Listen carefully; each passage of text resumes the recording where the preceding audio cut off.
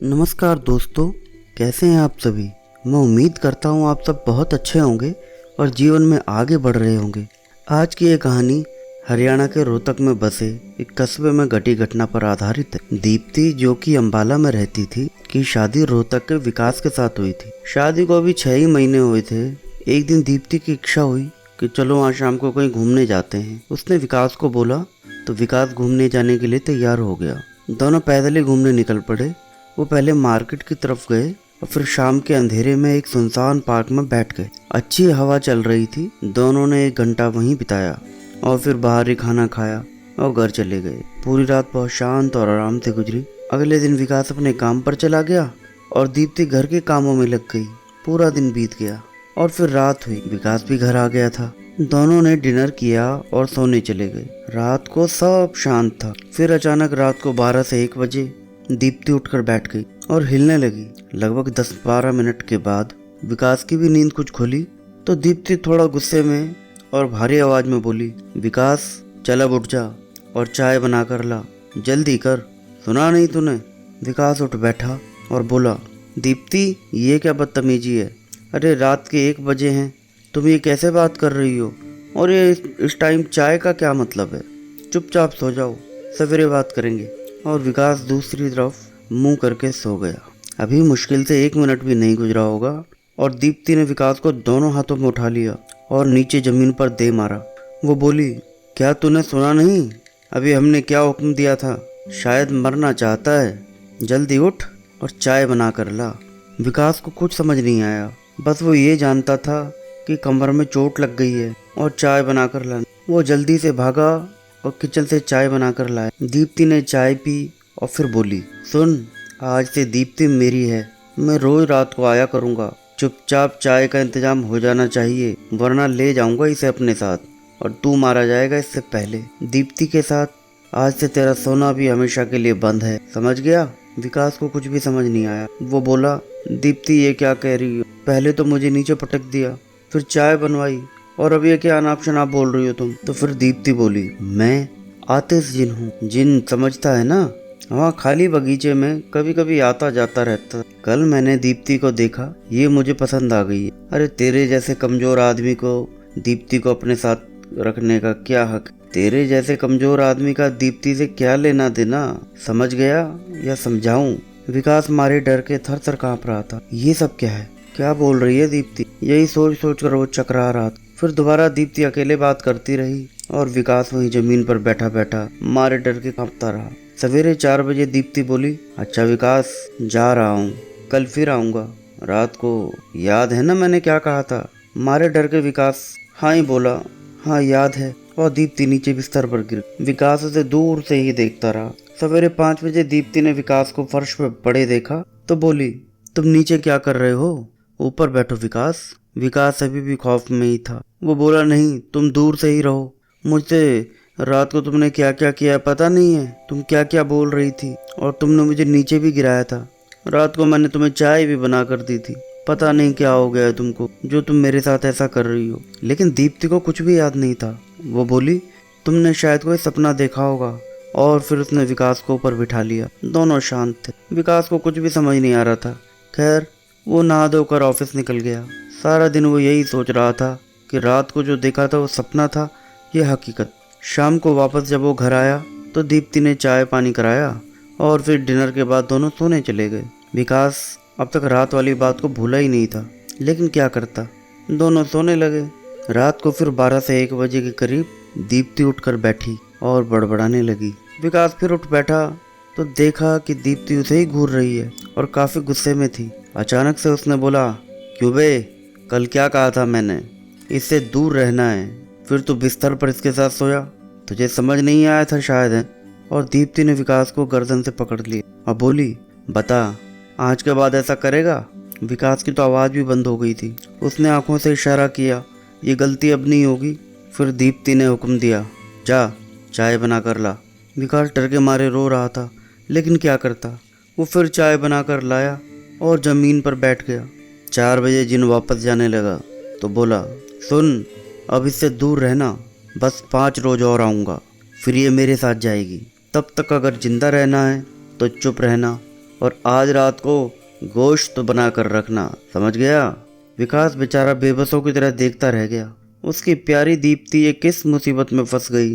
ये 5 रातों का क्या राज है? उसके बाद क्या होगा? ये क्या भला है? या दीप्ति को मानसिक रोग तो नहीं हो गया है? सवेरे फिर दीप्ति ने विकास को जमीन पर बैठे देखा तो वापस वही बात बोली, अरे नीचे क्या कर रहे हो विकास? 2 रातों से यह सब देखकर उसे कुछ अनहोनी का अंदेशा तो हो गया था। वो जल्दी से तैयार होकर ऑफिस के लिए निकल पड़ा।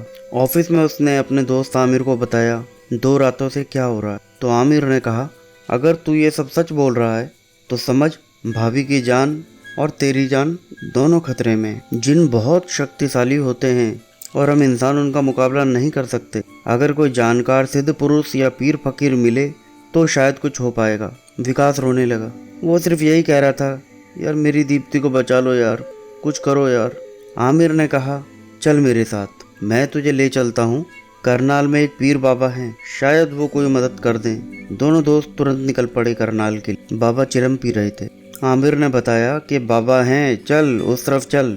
विकास बाबा के पैरों में गिर पड़ा और बोला, बाबा मैं बहुत मुसीबत में हूँ और आपके पास आया हूँ, मेरी दीप्ति को बचा लो। बाबा ने कहा, पूरी बात तो बता, फिर देखते हैं माजरा क्या है।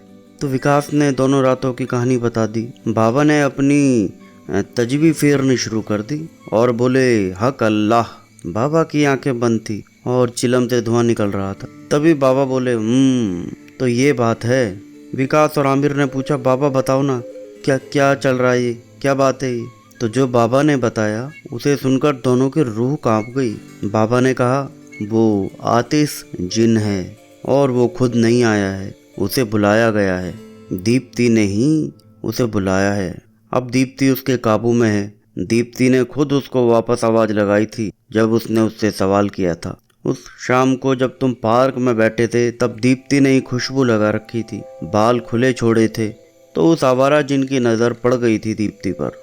उसने दीप्ति को आवाज़ लगाई थी, कहा था, क्या मैं भी साथ चलूं?